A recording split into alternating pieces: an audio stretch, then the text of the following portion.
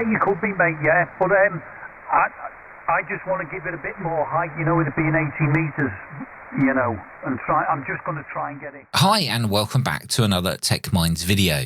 Now, this is going to be a bit of a brief video, but still worth a watch. Now, if you saw my last video where I showed you how to set up an aircraft tracking system using a Raspberry Pi 7-inch touchscreen and an RTL-SDR, then you would have seen me briefly show you a web HTML5 app that I use to listen to air traffic radio communications. Well, in this video, we'll take a closer look at that web app and see what features it holds and how to use it.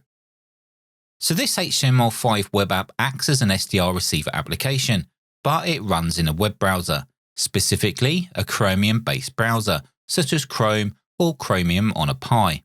It supports RTL-SDR devices using WinUSB, and the only drivers that need to be installed are the regular RTL-SDR drivers using Zadig. If you are using an official RTL-SDR version 4, then you will need to make sure the V4 drivers are installed. Now you can check the RTL-SDR blog GitHub page for further information on how to install this, as it supports Linux and Windows. Okay, so this is the web app, and it can be found here at this web address. The developer has also released the source code on GitHub, so you can install it on your own server if required. Otherwise, you can use this URL, which of course you'll need an internet connection for. The RTL-SDR V4 has the benefit of being able to receive sub 30 MHz quite well, without the need for an up converter. Now I'll be using a V4 for this demonstration. With the web page open and the RTL-SDR plugged into my computer, we can head down to the bottom left of the screen where we can see the controls dialog. Press the little play button and a pop-up dialog will now show. Now here it will show any RTL-SDR devices that it can see that's plugged into your computer. Select it and connect. You should now see the waterfall start filling up with signals.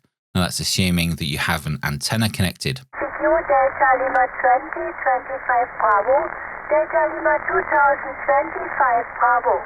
Once connected, we do have a few controls that we can play with. We have a center frequency and a tuned frequency, and we also have a tuning step value. You can choose the mode of modulation, including wideband FM, which also supports stereo reception on the broadcast band. There's also a squelch level for use with narrow FM, and then we have a manual gain control.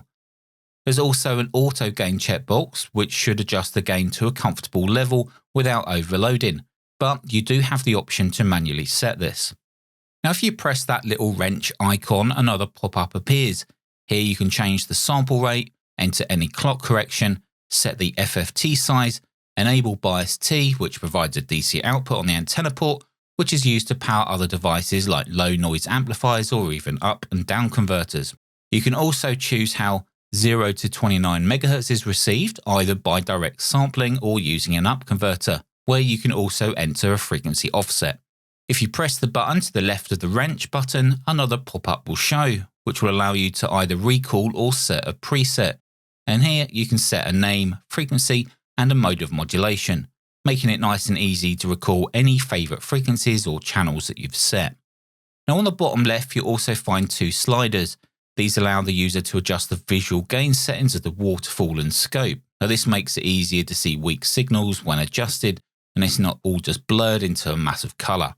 There are also zoom in and zoom out buttons, which will zoom in and out of the selected frequency. Now when it comes to tuning, you can use your mouse and click to basically point where you want to receive.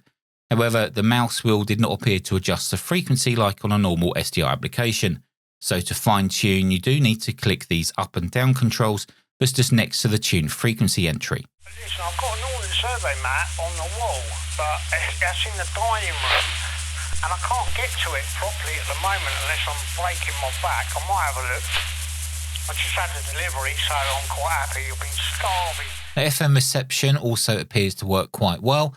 That was on the amateur radio 70cm band, listening through a repeater, and you could probably hear the transmitted CTCSS tone, so there's no filters or anything like that with this. It's a basic web app, it's quick, lightweight, and runs on any Chrome browser. It even works on an Android device using a Chrome browser with an RTL-SDR plugged into the Android device's USB port. Now, it's not designed to replace things like OpenWebRx or any kind of remote SDR software.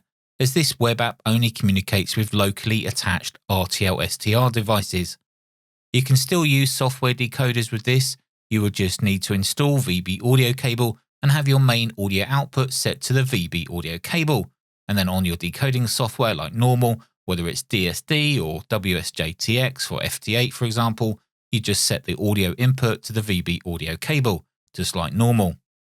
Now I'll leave links in the description to this actual web app and to the developer's support page where you can read more about it or even install it on your own web server using the files from the GitHub page.